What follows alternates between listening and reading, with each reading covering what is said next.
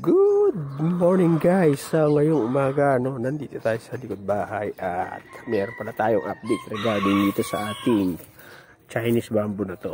Kung naalala nyo, ito yung variety na sinasabi ko ng mga Chinese bamboo, Japanese bamboo na yung ginagawang panungkit kasi hindi siya masyado naglalaki yung katawan pero mahahaba sila na straight. So, ito yung variety na yun guys. Yung ginagawa minsan nilang gamit na pinakahawakan na ginagamit sa pag namimingwit.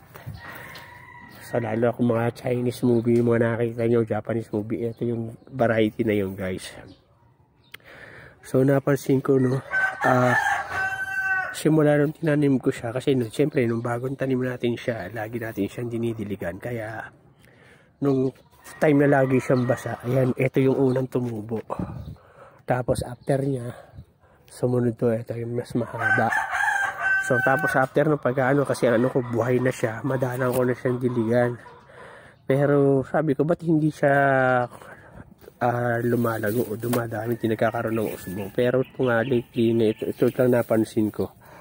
Simula nung nagsunod-sunod yung ulan at saka lagi ko siyang binabasa, ayan po, mayroon pong sumuloy na dalawang bagong pinakalabong niya. Ayan po yung uli na magiging ganito po siya, yung mas malaki na ganito.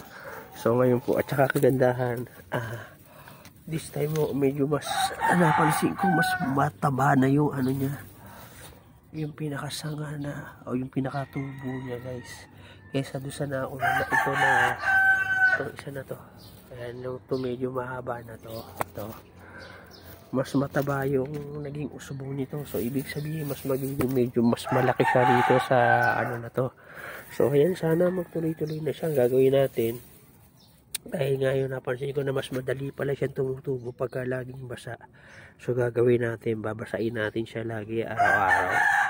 Kasi ganun, mas mabilis siyang lumago at mas mabilis nating maparami. So ayan guys, yan na muna yung update natin rito sa ating Chinese bamboo na yan. So sana nagustuhan nyo. At pagka update ko kayo pagka naparami na natin sila o pag nagsuloy na uli siya.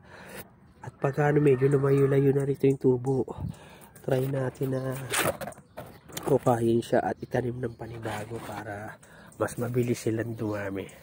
So maraming salamat sa panonood. Thank you for watching. Happy planting!